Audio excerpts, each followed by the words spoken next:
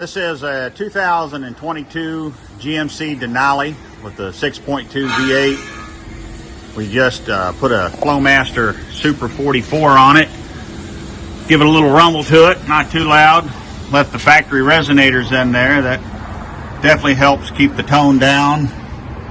But also installed a custom J-pipe in there.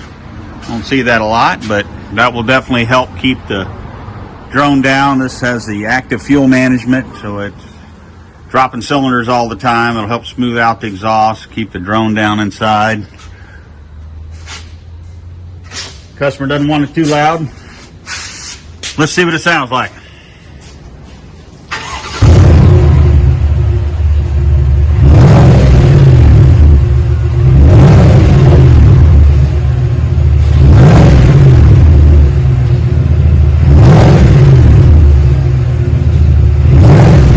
Gives it a nice smooth deep tone, nothing too crazy.